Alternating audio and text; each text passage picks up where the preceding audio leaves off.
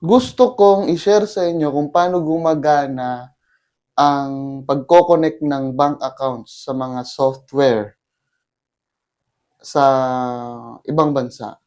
Kasi kikwento ko sa inyo, ang mga accounting software sa ibang bansa ay nako-connect sa mga actual na bangko. For example, bibigyan ko kayo ng example.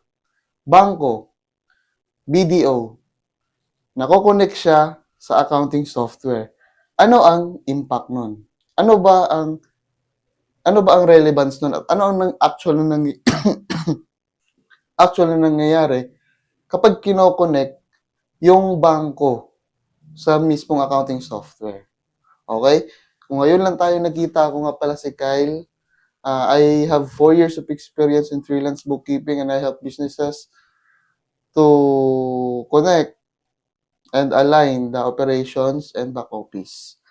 Pag-uusapan natin ngayon kung ano ang actual na impact o anong actual na nangyayari pag kino-connect ang bangko sa actual na accounting software. Ganito kasi yan. Ang mga bangko, part sa accounting process, ang tinatawag natin na bank reconciliation. Bank reconciliation. Ano po ba ang bank reconciliation? Ang bank reconciliation is the process na nire-reconcile mo lahat ng transaction in book account and book balance and bank balance. May dalawang aalalahanin ka dito. Book and bank balance. Ano yung book? Sa accounting, kapag sinabing book, ang book, it refers to the financial records of the company. So, di ba, meron tayong company, for example, ABC Company. Sa ABC Company ay may sarili siyang financial records. May mga expenses siya, may mga income siya, may mga assets siya. At yung mga transaction na yon ay naka-record sa book. Yung book. Libro. Kung saan tayo nag-i-store ng ating mga transactions. Yun yung pinaka-simple terms nun. Ang book ay isang pag-i-storean lang ng data. Yung mga accounting software, Excel, regardless sa kung anong gamit mong libro, manual man yan, papel man yan, o naka-technology, libro pa rin yan as long as it meets the requirement na it stores financial records for the business. For example, representation ngayong gabi ay si ABC Company. Now, ano naman yung bank balance? Ito yung sinasabing, ang bank balance ay yung actual mong bangko. For example, yung bangko mo ngayon ay nasa 5,000. So, yung bank balance mo ngayon, as of today, na January 11 ba ngayon? Anong date ngayon, ma? Anong date ba ngayon? January 10 ba pala? So, ang January 10, may pera kang 5,000 sa BDO mo. So, ang bank balance mo ngayon ay 5,000. Now, bakit bakit importante na maibangga mo yung book balance at saka bank balance? Na-topic natin na may tinatawag tayong asset. Di ba? Asset. Ang bank account is a type of cash. Kaso nga lang, nasa bangko siya. Sasabihin natin yung asset siya. Dahil asset siya, i-recognize natin siya na magkakaiba per account. For example, BDO, Union Bank.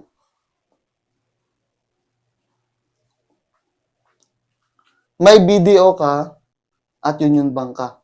Sa actual na instances, may BDO ka talaga at may Union Bank ka. Pero, may passbook ka, may checkbook ka, at may history ka kung anong mga financial history ng mga bangko mo. Now, kapag may sarili ka kasing negosyo, may business ka, you are required or you're somehow sa mga sa US, Canada, di ako sure sa Australia. It's very important na yung may bangko ka as a business owner. Part siya ng requirement dahil doon mo ilalagay lahat ng mga pera mo because it practices transparency. So may bangko ka. Example, yung client mo is nasa US. May bangko siya. And then, kapag yung bangko na yan, may tinatawag tayong theory na principle sa accounting.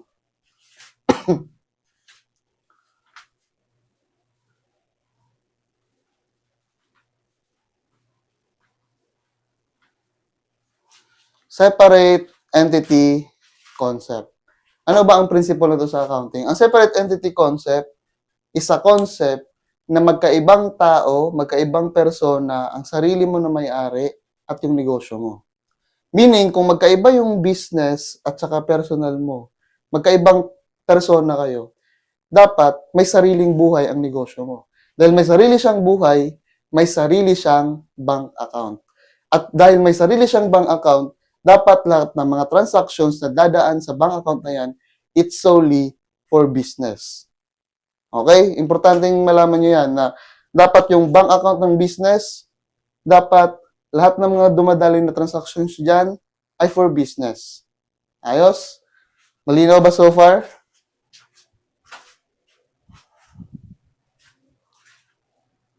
Yun, shoutout sa mga nasa TikTok live. Now, dahil meron tayong tinatawag na separate entity concept at may bank account yung negosyo, yung business, so hindi ko sinasabing dahil may bank account yung business ng client mo, exempted na siya sa paggamit ng business funds for personal needs niya. Pwede niya pa rin gawin yan, pero dapat ma-account ng tama. Pero later, matatopic natin yan. Pero ngayon, gusto ko munang maikwento sa inyo, gusto ko munang ma-explain sa inyo kung gaano kahalaga yung bank reconciliation sa isang business. Okay? Alalahanin nyo na dapat may sariling business yung business. Sample, si business mo, si ABC Company,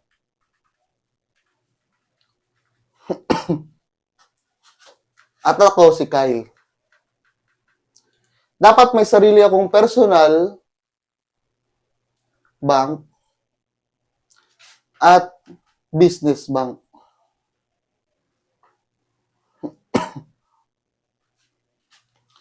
Dapat yung personal funds ko is for personal talaga. Yung business bank ko, for business transactions lang siya talaga. Iti-take note nyo yan. Kasi kailangan nating maintindihan yung separate entity concept na dapat magkaiba sila. Na dapat hiwalay.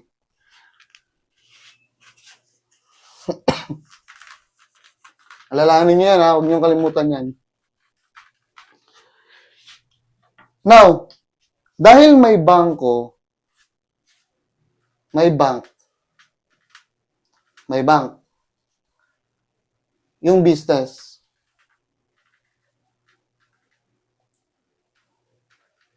Lagay natin BDO. Lahat ng mga dadaan na transactions, business, no? Business transactions, business transactions, lahat ng mga business transactions, dapat, at mas nire-recommend na dapat dumaan siya sa bangko ng negosyo. Bakit? Kasi ang tinatawag natin na, may tinatawag tayo sa mga bangko na bank statement. Ano ba yung bank statement? Yung bank statement is the transaction history ng negosyo mo. Transaction history ng mga bangko mo. Sa passbook, meron kang real-time na makikita pag ipina-update mo kung magkano yung transaction history ng bangko mo. Tapos, sa GCash din, di ba? Nakikita niyo sa GCash. May ano din, transaction history din. So, yun yung pinaka-purpose kung bakit importante yung mga bangko sa ibang bansa sa pagnenegosyo. Kasi, mas madaling i-track. Mas madaling i-track. At the same time, it encourages transparency. So, meaning, kapag may katransaksyon ka, kung kanino man, tapos dumaan sa bangko, kahit na it really proves already na nangyari yung transaction. Kasi, dumaan siya sa bangko. May timestamp, may audit trail, at saka may totoong nangyaring transaction. It because dumaan siya at nag-e-exist yung transaction na yon sa mismong pinakabangko. Now, may tinatawag tayong bank reconciliation. Sa nabanggit ko kanina, may book balance at bank balance. Ang book balance ay kung anong naka-record sa system mo, accounting system mo. For example, ang gamit mong accounting system ay QBO. Nilagay mo as of the moment, as of January 10, ang bank balance mo, ang book balance mo ay 5K. As of 01/10. 5K yung book balance mo kasi yun lang yung na-report sa'yo, yun lang din yung mga sales na pumasok, minus expenses. End of the day, yung accumulate mo lang na total ng natira sa pera sa BDO, 5K lang. 5K na lang natira. Pero, ang bank balance, yung book balance, it doesn't really represent fully for the meantime, as long as this is reconciled. Hindi siya nagre-represent sa actual bank balance. Ano ba yung tinatawag natin na bank balance? Yung bank balance is yung pinaka-actual bank balance. Example, sinabi natin, di ba, na ang BDO niya, may BDO account siya. Example, yung BDO account niya is 5K na din talaga yung laman. Yun yung bank balance. Based sa passbook, based sa app, based sa website, based sa lahat. Yun yung pinaka-truth, yung pinaka-balance talaga. Pero yung book balance, yun yung naka-record sa pinaka-software system ng business. At yung sa libro, yung sa kung manual man yan or etc., kung anong gamit mang system. Now, dapat magkabangga yung book at saka bank. Dapat equal yan. Equal. Dapat hindi walang piso, walang dos, o walang sobra, walang labis, walang kulang. When it comes sa balance nila. Dapat pareha sila. Kasi bibigyan ko kayo ng senaryo. Nagpapatakbo ka ng negosyo.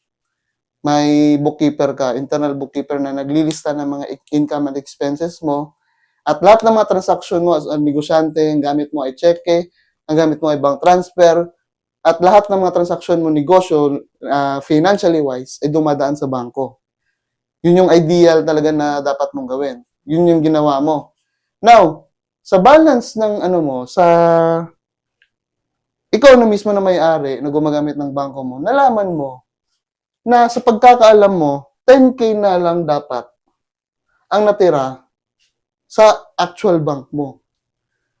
Pero nung nag-report sa yung internal bookkeeper, sabi niya, 15K daw yung base sa records niya. Anong posibleng nangyari? May discrepancy between sa nalaman mong actual na bank balance at saka sa book balance. May discrepancy. Either ikaw na may-ari, hindi mo na bigay yung tamang resibo, hindi mo kumpletong nabigay yung resibo, hindi mo na-report ng tama lahat ng expenses, kaya may 5K na tinatawag nating discrepancy. Posibleng, naibigay mo lahat sa bookkeeper at hindi niyo na-record at at mas marami pang posibilidad. For example din, sa pagkakala mo 15K yung laman, pero 10K ang report naman ng internal bookkeeper mo. Ang discrepancy niya, it's either hindi niya na-record yung 5K na income or money in, or hindi niya lang talaga ginagawa yung trabaho niya. O hindi mo lang din na-report ng kompleto sa pinaka bookkeeper yung mga dapat niyang malaman. Para sa akin personal, pinaniniwalaan ko, when it comes sa bank reconciliation, it's very crucial kasi you can spot already where to base at saan magbe-base yung kliyente mo if you're doing your job as a bookkeeper or not. Kasi lahat nasa bangko na, lahat ng transaksyon nasa bangko na. At sa ibang bansa, lahat ng transaksyon nasa bangko na. Lahat ng mga kliyente ko sa US, they barely use cash. It's either naka-cheque, it's either ACH, it's either wire transfer, ACH, Zelle, any kind of money transfer. Because they value the history of actual transactions na nangyayari. Because wala kang habol kung cash yung gamit mo. Hindi strong yung patunay na nangyari yung transaction na yan. Either kung naka-receive ka ng resibo from the supplier or naka-receive ka ng acknowledgement receipt o naka-receive ka ng actual na confirmation na binayaran mo yung actual na dapat mong bayaran. Now, ang bank reconciliation is a very crucial part as a bookkeeper. Dito malalaman kung anong level ng attention to detail yung ginagawa mong trabaho as a freelance, as a bookkeeper in general.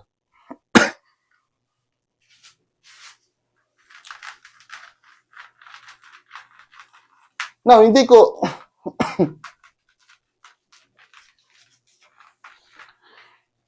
ituturo kung paano mag-bank reconciliation. Gusto ko lang ikwento sa inyo kung ano ang importansya ng bank reconciliation sa negosyo. Yun lang. Nagkwento lang ako.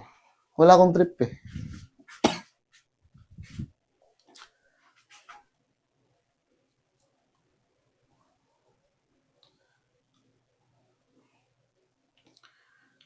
Sabi ni Just Mitch, paano po yung ACH?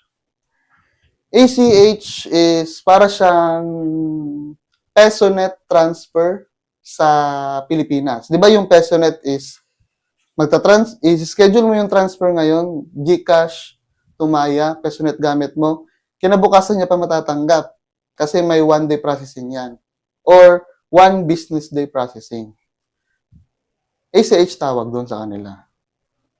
Ngayon mo pinadala, pero bukas pa nila matatanggap.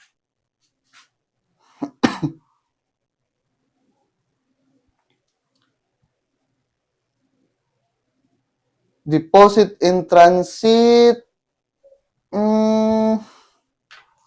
Wait, search ko nga. Transit. Deposit in transit is a cash or check a company records as received in its own. Hindi. Kasi ang deposit in transit, sa pagkakaintindi ko dito sa Google na definition, natanggap mo na yung actual check, hindi mo pa lang siya actual in-encash.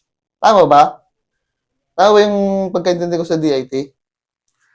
Ang, kasi, ACH, siya, digitally nangyari. Pinadala mo na siya, parang GCash, tapos itatransfer mo sa kakilala mong may Maya, pero bukas siya pa matatanggap. Bakit ba may ACH? Ito kasi yan.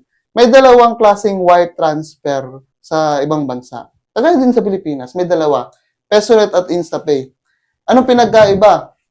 Ang ACH na tinatawag na may 1 business day processing, walang fee or minimal fee lang siya. Mas tipid. Kapag sinabi nating wire transfer kasi, yung actual day talaga na same day matatanggap, may fee yun at mataas. Siya ngayon mo pinadala, like 1 minute or real-time, matatanggap niya. Pag real-time yung transfer, wire tawag doon. Ito lang alalahanin nyo. Okay? When it comes sa wire transfer, money transfer digitally sa US to US. Tawag tayong ACH at wire. ACH, 1 business day. Wire, real time. For example, ACH, pinadala mo siya ng Friday. Friday mo, ACH to Friday. Matatanggap to ng pinadalan mo, kailan? Kailan niya matatanggap? Sinong huhula?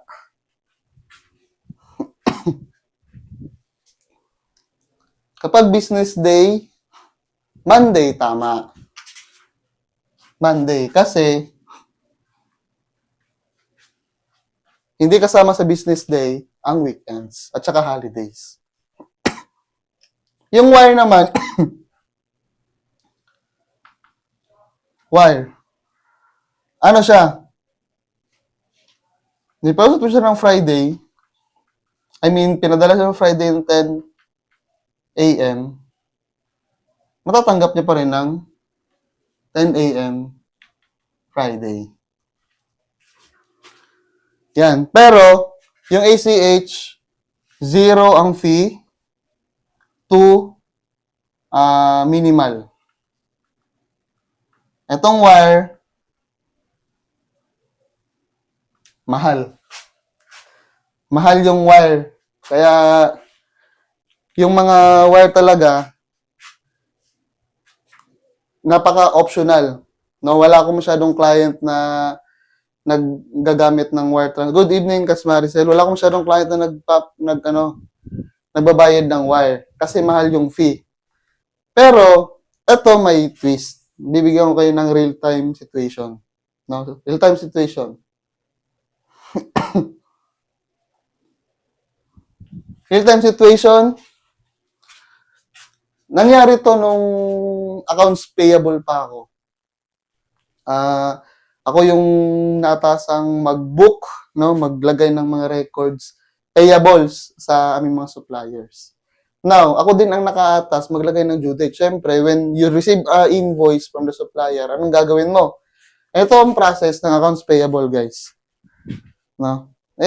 Magkwentuhan na lang tayo ngayon. Wala naman akong wala naman akong masyadong ginagawa ngayon. Church bukas, kaya relax lang ako. Ano ba ang process ng accounts payable? Accounts payable. Unang-una, before nating talakayin yung accounts payable na process, ano muna ang accounts payable? Ang accounts payable is part siya ng recording of liabilities, mga utang ng negosyo. So kapag nakita mo yung mga hiring na accounts payable, yung gagawin mo dyan is magre-record ng mga invoices from suppliers, manage the payables, run the aging summary, and detail for magkano pa yung mga utang natin sa mga supplier natin. And minsan, you are the one na mag-schedule ng payment sa mga supplier. So dapat attention to detail ka when it comes sa mga due date. Now, ano ba ang process ng accounts payable? Hindi ko man masyadong i-explain yung accounts payable. Iyan nyo lang. Medyo i-search yun. Process ng accounts payable. Accounting to, yung direct to the point na obvious process ng accounts payable. Accounts payable process, receipt of invoice. Siyempre, anong i-record mo kung wala ka natanggap na resibo from the vendor or tinatawag na supplier. So, naka-receive ka ng invoice from the supplier or vendor. Pangalawa is verify. Importante itong verification. Bakit? Hindi lahat ng invoice na matatanggap nyo ay totoo. Marami dyan marireceive nyo scam din. So, it's your job as accounts payable na mag-receive ng mga invoices, but verify them if they are valid, if they're questionable, or there is something that you need to check para malaman mo kung para sa inyo ba talaga yung invoice. No? Now, after mong ma-verify na totoo talagang para sa inyo, no? Na-verify mo na, from the operation sabi, para sa atin yung invoice na yan. Tama yung, kilala ko yung vendor na yan. At may project talaga yan sa atin. Now, next mong gagawin is review. Now, review. Ano bang i-review mo? Now, there is two types of review. New, wait lang. Ang liit ng board eh. May dalawang yan. New vendor at saka old. Now, ano bang pinagkaiba ng bagong vendor at saka old? Sinong huhula? Bakit kailangan mong malaman kung bago ba siyang vendor or luma siyang vendor? Sabi ni Ami, due date expert daw yung yung mga accounts payable.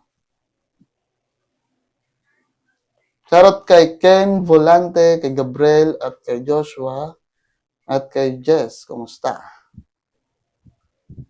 Bakit daw nagmamatter? Walang hula? Bakit nagmamatter na kailangan mong malaman kung bago siyang vendor or luma? Walang sasagot. Sige, ako na sasagot. Ang pinagkaiba ng bagong vendor sa luma, syempre, if it's new, wala pa siya sa record natin. So, you have to gather the necessary info. And input. So, pag accounts payable ka, at saka may na-receive kang bagong invoice, tapos verify mo na may project talaga sa atin yan, at sa atin talaga yung nagtatrabaho, ni-review mo yung invoice, it turns out na bago pala siyang vendor na nagtatrabaho para sa company natin. Now, dahil bago siya at wala pa siya sa system, hindi naman natin marirecord sa system yan kung hindi natin alam o wala tayong details sa kanya. Hindi rin natin siya mababayaran, hindi natin siya alam kung paano natin siya, hindi natin alam kung saan yung office niya, anong pangalan ng point of contact niya, kung hindi natin i-gather necessary information. Ano ba ang mga kailangan na information para ma-record siya sa system? Basically, no? Una, company name. Kailangan mo malaman yung company name. Siyempre, company name o personal name. Bare minimum. No questions asked. Paano mo ma-address yung supplier mo kung wala silang company name or personal name? Ayos? Ano pa? Office address. Office address. Ano pa?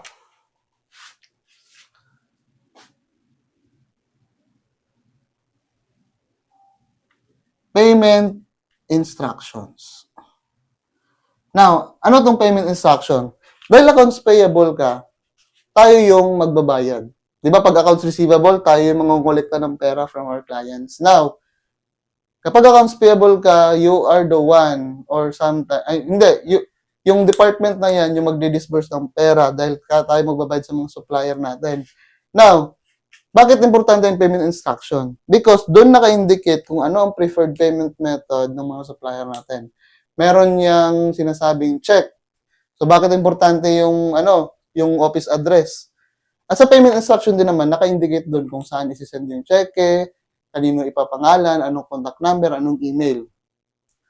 Tapos, sa payment instruction din nakalagay kung gusto nila ng ACH, gusto nila wire, or auto-debit. Diyan nakalagay.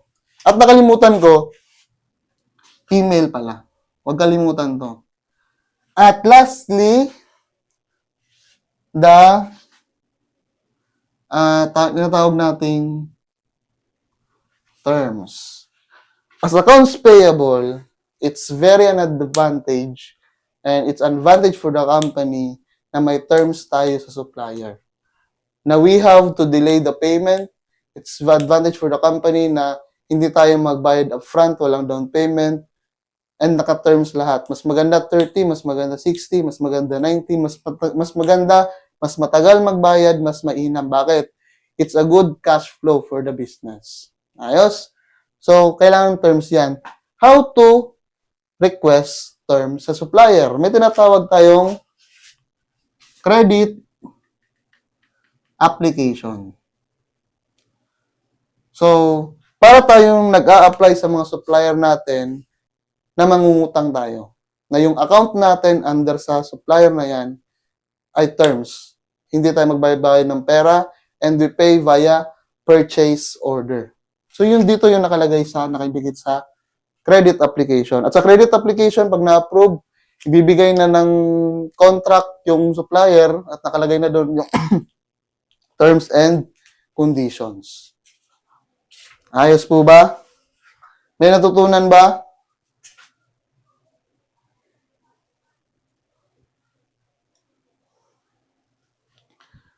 May natutunan ba? Wala.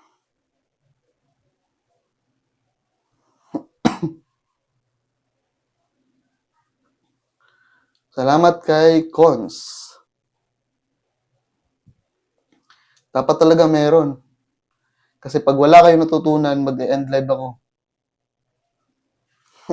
Now, paano pag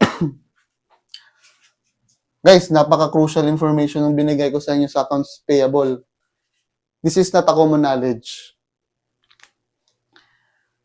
Nabigay ko to sa inyo itong mga information na to because ilang beses na ako naging accounts payable kasi.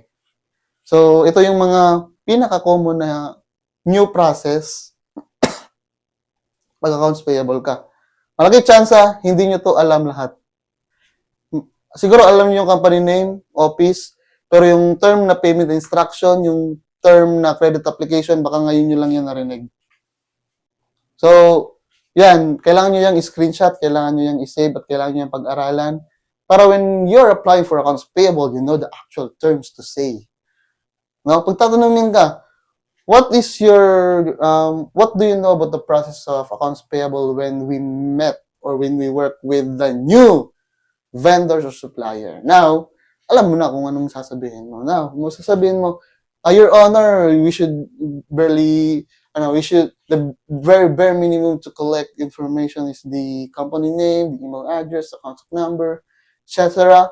But the most important thing is the payment instruction and how we pay them, and then the credit application so that we have terms on them to manage our cash flow better, and we hold onto our cash longer for the operations, and we can use our actual cash for more important matters. Ang galing ko mag-English No? Ang galing ko mag-English ngayon Anong nangyari sa akin? Ba't ganito ba ako pag nilalagnat? Gumagaling mag-English. Now, anong gagawin pag old? Dito pa lang tayo sa review Now, na-receive mo na yung invoice, binerify mo na sa atin nagtatrabaho yan, anong i-review mo pag all na siya? Now, ang kailangan mo lang i-review is the actual invoice details. Kailangan tamang naka-address sa atin. So, anong meaning kapag sinabi kong tama na naka-address sa atin? For example, our company name is ABC Company.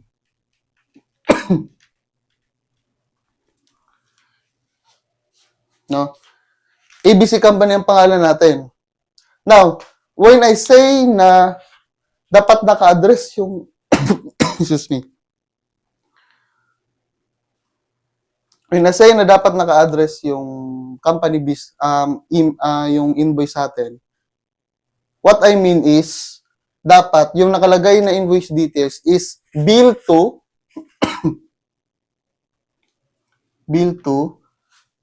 ABC Company. The actual company name natin.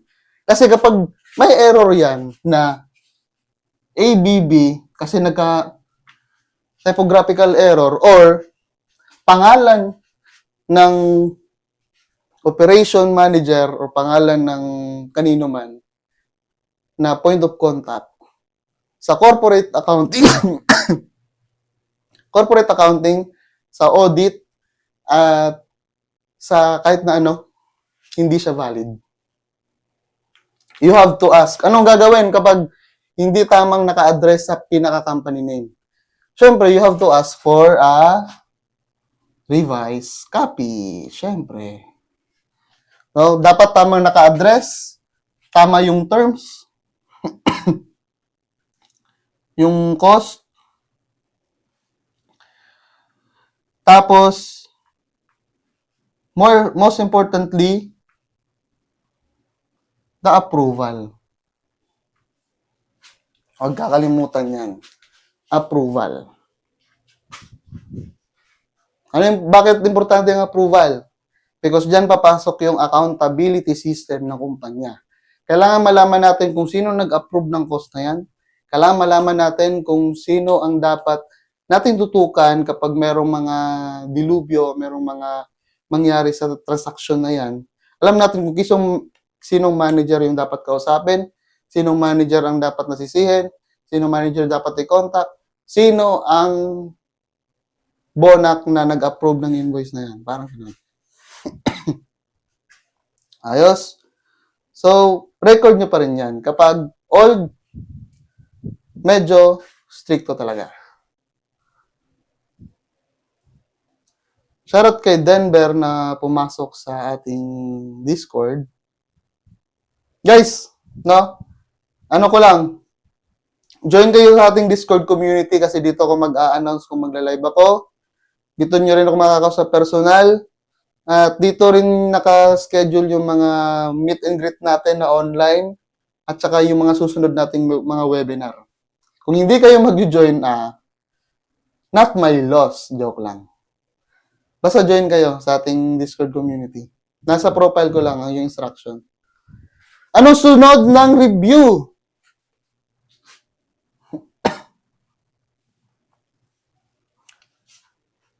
Ang sunod ng review ay, actually, dapat, dito yung approval. Pero nabanggit ko na siya dito. Approval. Papa-approve mo kung sino dapat mag-approve niyan. Dapat email, dapat formal, dapat well documented. If hindi na document, it really didn't happen. Okay? Kung hindi na document yung approval, kung hindi na document yung actual na pag-record sa transaction at yung documentation ng PDF, yung soft copy, hindi talaga nangyari yung transaction. Kailangan mo ng document at kailangan mo ma-document yung approval. Now, after ng approval, kapag may dalawang possible na papuntahan, reject, approve. Pag reject, ask, and then tapos mag-ask, inform supplier. Yan. Grabe, ginawan ko na kayo ng flowchart No? Mag-ask ka ng approval sa operation. Pag ni-reject, tanungin mo, Sir, why are you rejecting this invoice? What's the matter? May I know the reason so that I can update the supplier or the vendor and let them know what are the information needed to push this invoice through. So, kapag sinabi ni client, okay, you just have to revise we just need a revision, should be $10,000 only, not 100,000. So, you should inform the supplier na, supplier, you should, as per our operations, they advise that you should change and revise the invoice to $10,000 because 100,000 is not the correct amount. So, after nyan, ulitin mo to, tapos pa-approve ka ulit. Pag approve na, ito na yung last na post. Ano yung post? Ano yung post? Sino makakahula? Ano yung post? No, tingnan nyo ulit yung whiteboard. Ano yung post?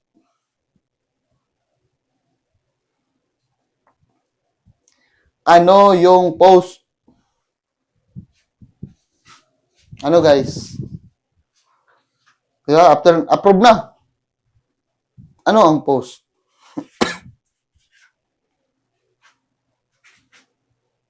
Sabi ni Ma'am Christine, tama siya. Record or input na natin sa ating accounting system. Diba? Ang daming process, dito pa lang pala i-record yung actual na transaction. Ayop na yan. Masyadong maraming pinapagawa si Sir Kyle. Tapos dito pa lang pala, pagkatapos ng approval, i-record. Anong impyernong, ano yan, impyernong process yan? Ganyan ba kahirap mag-accounts payable? Ito yung manual, siyempre. May automated way niyan. Pero ina-explain ko lang sa inyo yung overall picture ng ano talagang nangyayari sa loob ng accounts payable. Okay? Post, meaning record sa mismong accounting software. I-attach mo doon yung actual invoice, i-attach mo doon yung approval, at saka, pagkatapos ng post, monitor. And then, after ng monitor, mag-due date na. Nakita mo, may mga due date na. After mong, pag nagmo-monitor ka sa accounts payable, may mga due date na at mga may kailangan ng bayaran at may mga nagfa-follow up na. Ano ulit gagawin?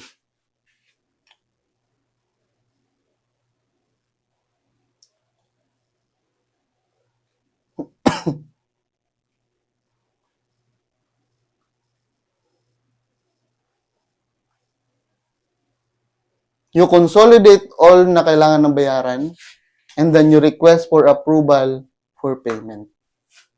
Ano ba naman yan, Sir Kyle? Ano ba naman yan, Sir Kyle? Approval na naman. Approve na pag-record sa accounting system. Approve ulit pag magbabayad na. Akala ba pag approve na siya ni-record sa record sa system, approve na yan agad for payment. Mali ang akala nyo. Yun ang sa tingin nyong tama kayo, pero mali kayo. Kailangan may approval for payment. Bakit? Sinong huhula? Bakit kailangan ng approval before bayaran?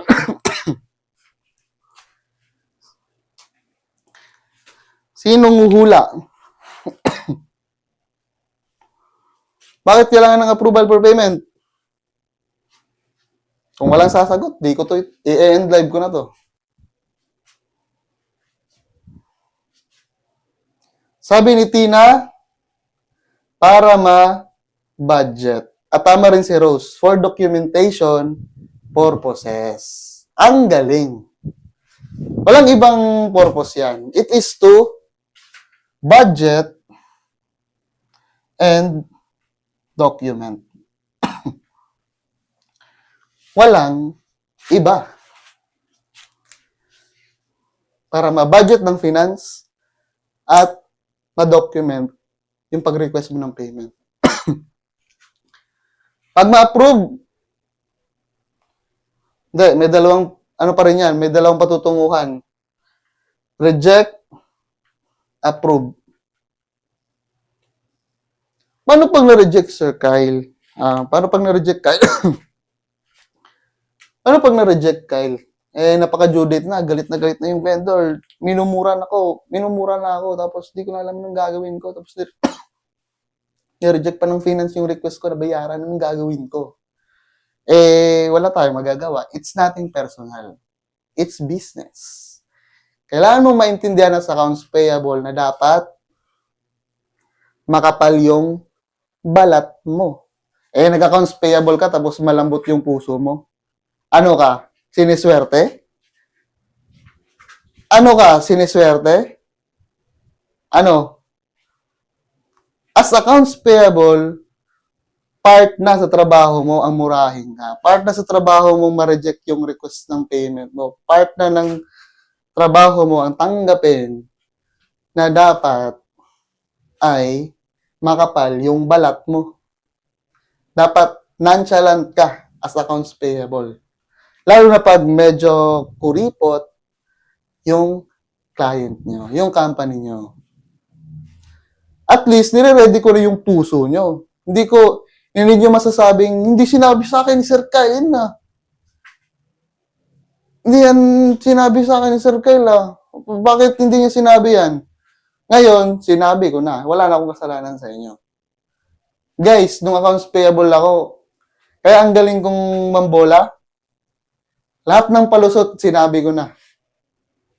Lahat ng palusot, sinabi ko na para madali lang yung bayad. Kasi, expedite for payment, no? Expedite for payment. Pa-approve yung payment, hindi maibigay. Anong gagawin ko? Ako ba humahawak ng pera? Kapag ako naghahawak ng GCash, sana transfer ko na, hindi naman ako yung taga-sagot lang naman ako ng ng tawag. 'Di ba? Pero paldo ka kapag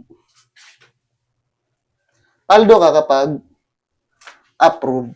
Bakit? Sobrang lambing sa'yo ng mga supplier mo. Mamahalin ka nila. Minsan, di ko alam, may ginagawa silang kaswertihan sa'yo. Sila bahala sa'yo kapag nagawa mo ng maayos yung trabaho mo at nagawa mo ng paraan na mabayaran sila on time at magkaroon sila ng pera para sa kumpanya din nila. Ayos? Yan basically ang process ng accounts payable. Screenshot nyo na. Screenshot ka na. Di ko lang alam kung maintindihan nyo yan. Pero may value yan kahit na-screenshot nyo, kahit pangit yan.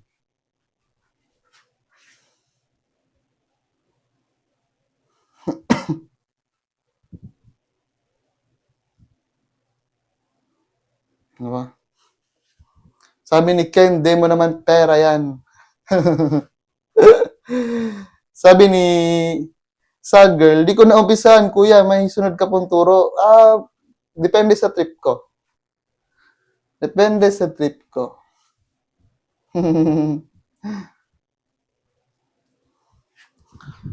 Ayos, may natutunan ba? Ano next yung request? Except sa accounts receivable. Ayoko na accounts receivable. Nakakasakit sa ulo yan. May natutunan kayo. I'm din naman, privilege. Ayoko ng receivable. Iba. Ayoko ng accounts receivable.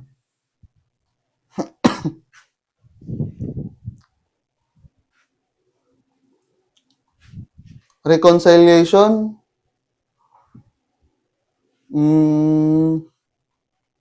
Ayoko din.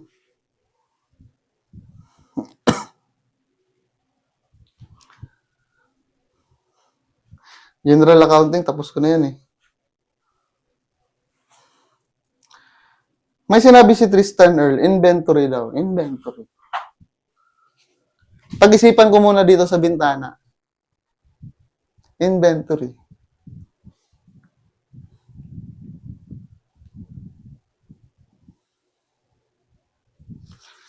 Hindi kaya ng gantong oras yung inventory.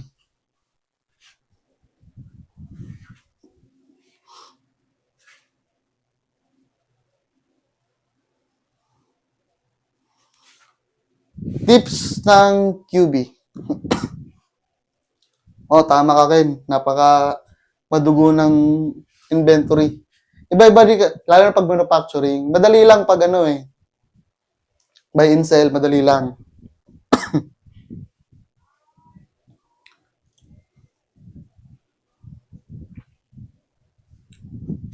Tips sa QB para mas maintindihan nyo. Ito na lang. Last na to ha. Tips sa QB. Ito. Hindi ko kayo tuturuan ng QuickBooks ngayon.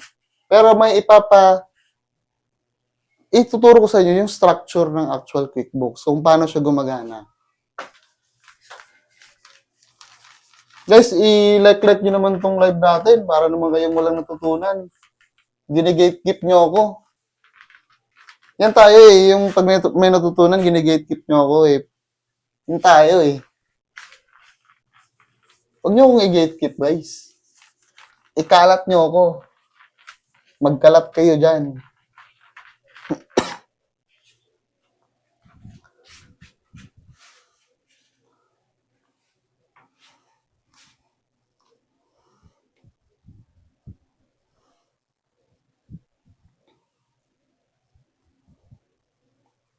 Yan. Ano ba ang dapat nyong malaman sa QuickBooks Online? No? Possible na tinuro na to sa inyo ng mga coaches nyo. Possible na tinuro na to sa inyo ng mga nag-enroll sa inyo ng webinar. Pero mas ipapaintindi ko sa inyo yung pagkakaintindi ko sa QuickBooks Online structure. Ang lesson na to ay about QuickBooks Online.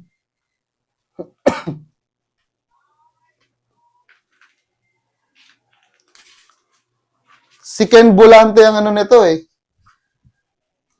Si Ken Bulante ang pinaka-master nito eh. Yung pinaka-babad na babad sa mga information na to.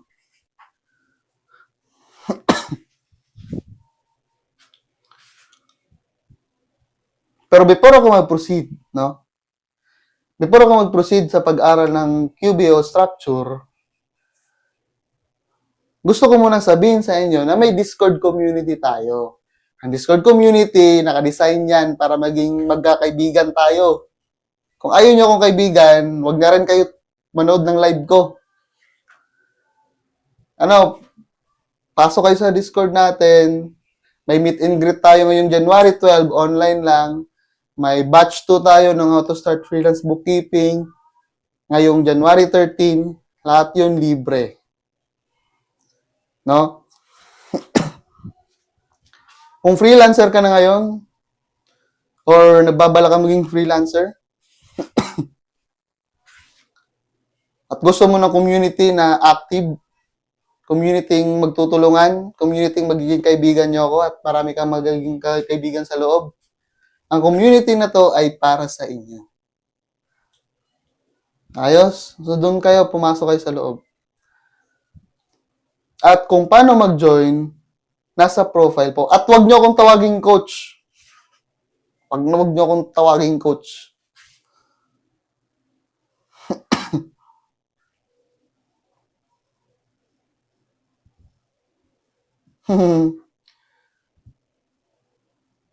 Wag din kayo mag-sir. Mag-pogi na lang kayo. Mas ganahan pa ako. Pogi Kyle. Ngayon, mas ganahan ako nun. Joke lang. Ano ba ang structure na kailangan yung malaman sa QuickBooks? Simple lang. Hindi ko na ito papahabain. Papahabain. Ang QuickBooks, may sinasabi tayong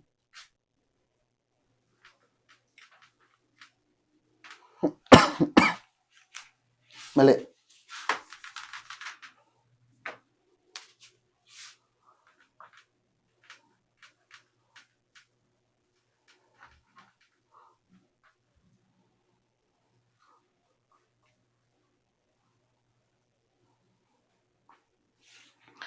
Ang QuickBooks Online ay may dalawang klaseng program. Sa pagkakalam ko at pinaka-obvious. Unang QuickBooks na program. QuickBooks for direct clients. Pangalawa, QuickBooks for accounting firms. Sino may idea niyan? At anong pinagkaiba?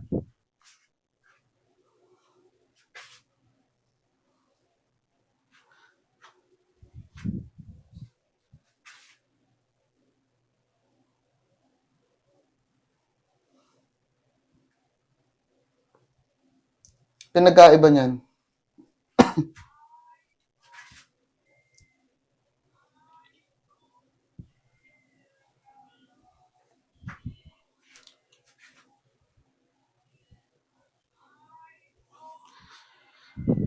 Sabi ni Ken, may simple start din for micro businesses.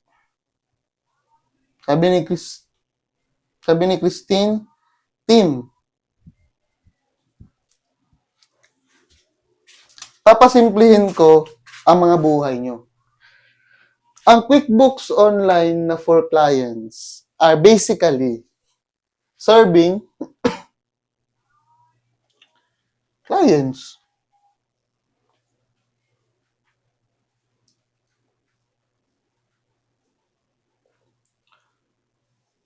Ito yung mga klase ng kliyente ng QuickBooks na gustong business owner ka. For example, ako business owner ako.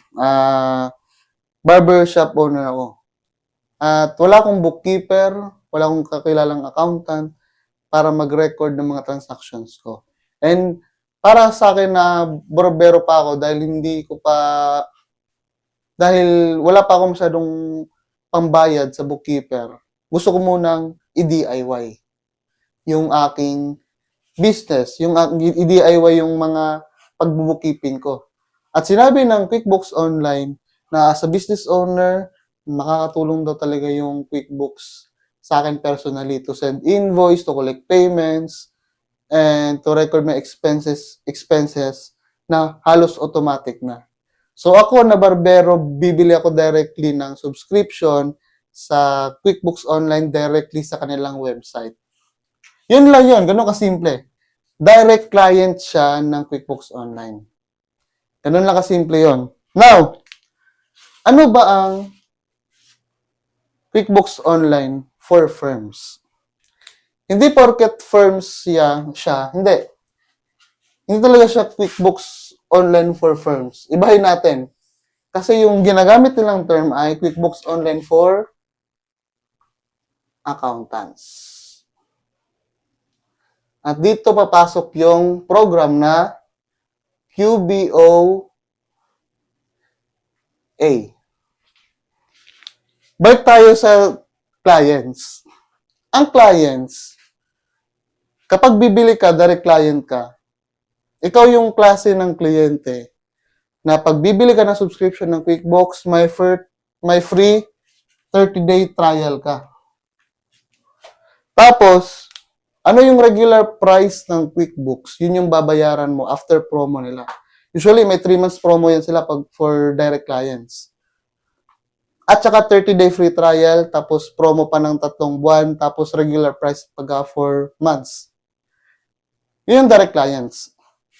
At hindi mo na ma-access yung QuickBooks mo after 30 day na hindi mo itutuloy yung subscription. Now, yung QBOA is a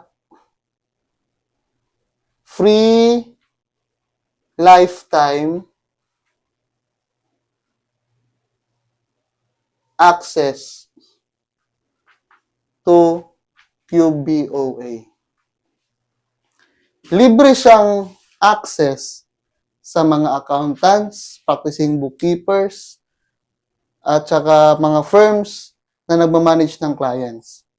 Ano ang pagkaibahan ng pag-acquire ng QuickBooks Online as a client or as a QuickBooks Online accountant? Dalawang klaseng billing yan. 2 types of billing. Client billing at accountant billing. Nakikita pa ba? Hindi na nakikita. Wait lang. Ayusin ko muna yung ano ko. Masyado kasing nilakyan eh.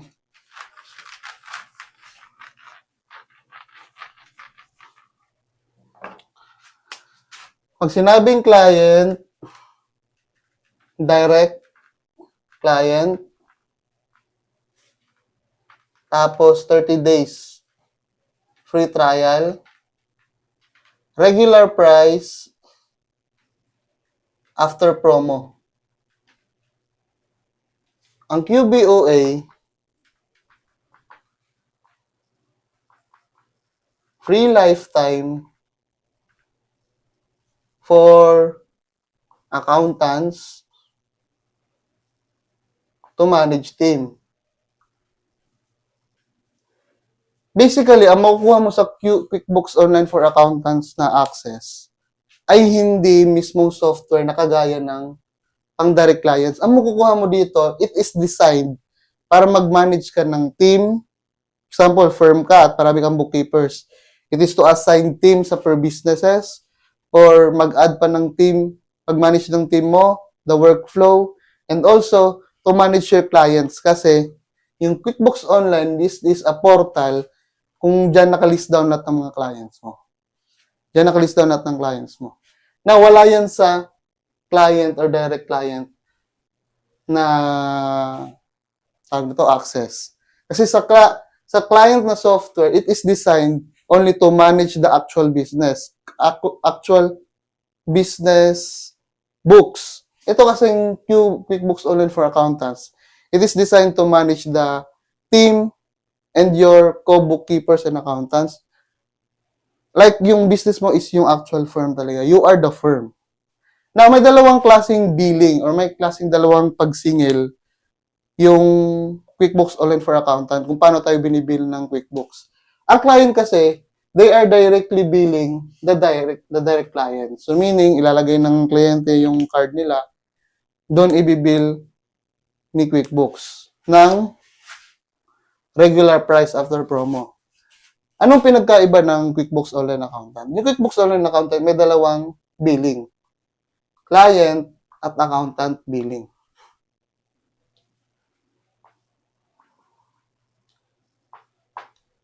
Ano yung client billing? Ikaw bumili ng software in behalf of client, pero ang client ang magbabayad sa subscription na yun. Walang masyadong pinagkaibahan dito. Pero yung record at access mo ay hindi.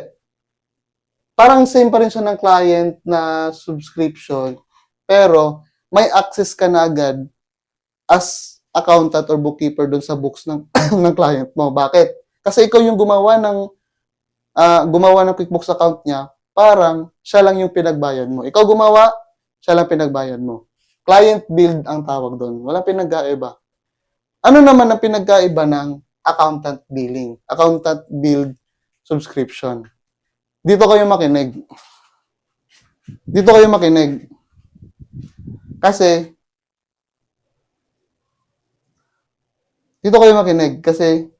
matindi itong bibitawan kong mga salita sa structure ng QuickBooks. Pag sinabi nating accountant billing, ikaw ang magbabayad in behalf of business. You pays. Ikaw magbabayad. Oh, ako magbabayad sa book ng kliyente ko? Ibibill back ko na lang ba sa client ko? Yes, ibibill back mo na lang. Pero ano bang benepisyo kapag accountant billing? You have ito, makinig kayo ha. Sekreto lang natin to. Kapag accountant billing, you have a lifetime discount. So meaning, example lang to, kung ang full price ng subscription ay $40, ang babayaran mo na lang ay nasa around 38. Ay, hindi.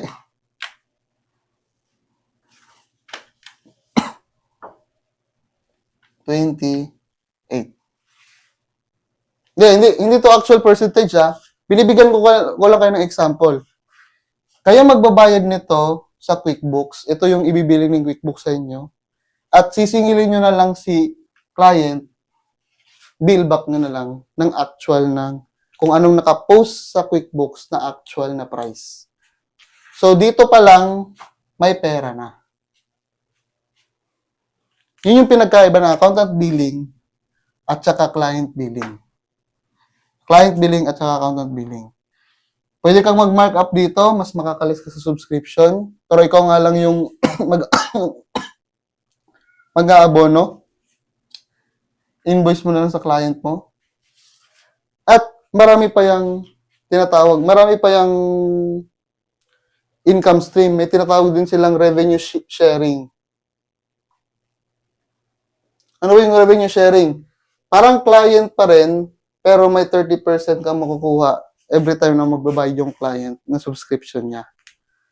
Ito, hindi to actual talaga ng figures, pero binibigyan mo pa yun lang ng idea na pwede niyong gawin tong mag-abono ng pera for the subscription ng client kapag kayo gumawa, tapos i-invoice nyo lang yung client at babayaran kayo through PayPal or Payoneer. Any dagdag lang sa pinaka-hours ng, dagdag nyo sa billing ng hours nyo sa kanya. Nagets ba? Nagets ba? Yun ang QuickBooks Online for accountants. O marami pa yan actually.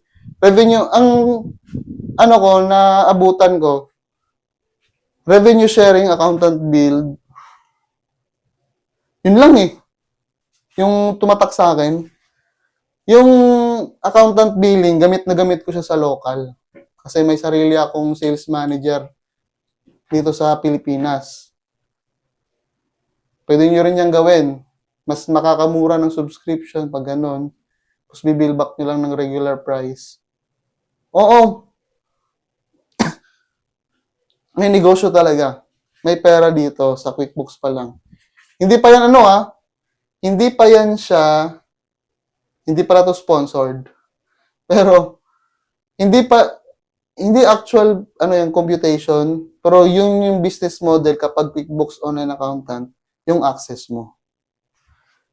Hindi pa kasama yung hours mo dyan. Yung actual talaga na hours na na-render mo, hindi pa kasama dyan. Markup po pa lang yan sa subscription.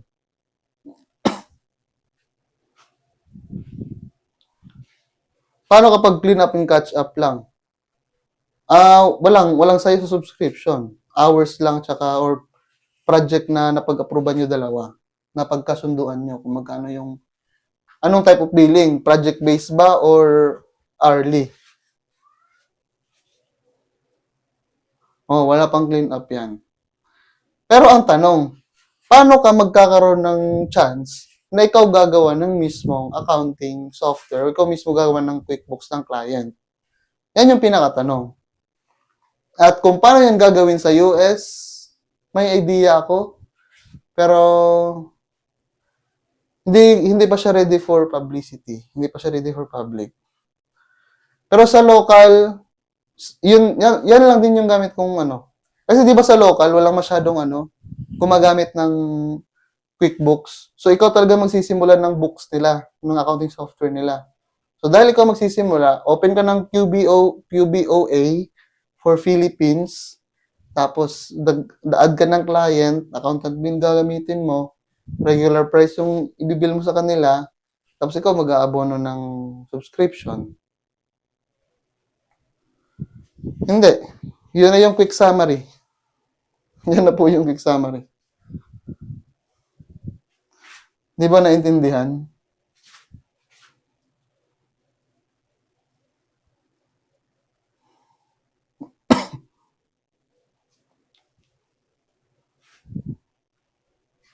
Join kayo sa Discord community natin para malaman nyo kung kailan ako magla-live. Tsaka nalaman yung nagla-live ako. Kasi every time na magla-live ako, sa Discord una ako nagpumapasok. Gusto ko po maging bookkeeper. Saan po ako mag-uumpisa? No idea po ako how to use QuickBooks Zero. Accounting. Accounting simulan mo. At kung wala ka talagang idea, join ka sa batch 2 sa January 13 at pumasok ka sa Discord para malaman mo ang details.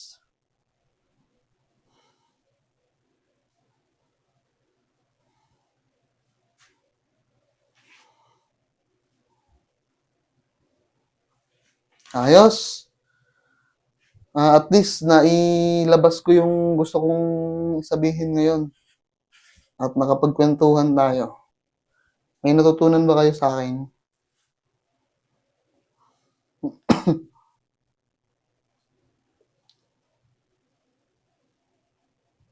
Paldo ngayon, sabi ni Emmy, paldo ngayon. Sa Discord ko po ang Nasa Discord ko po yung details kung gusto niyo mo yung sa Discord. Nasa profile pala, nasa profile. Sa profile po.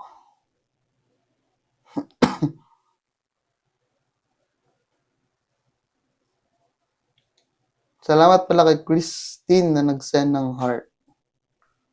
Salamat po. Hindi niyo po kailangan mag-send ng gift. Hindi po. Alam niyo kung anong gift yung gusto ko? Yung gift na gusto ko, magka-client kayo at bumili kayo ng libro ko. Pero pag wala pa kayong client, huwag niyo muna bilhin. Huwag na kayong mag-give ng gift. Libro ko na lang bilhin niyo. Tapos, bawal siya bilhin nang wala ka pang client. Ganon kabangis yung libro ko, guys. O siya, alas 10 na at kailangan ko nang magpahinga. Before tayo mag formally close, ay mag-pray muna tayo, syempre. At, guys, bukas ay Sunday. Huwag niyo kalimutang magsimba, mag-spend time with family, spend time with your loved ones, at syempre spend time to, mag-church. Ayos. Anong gagawin niyo bukas? May mga, ba kayo bukas plano? Magsimba.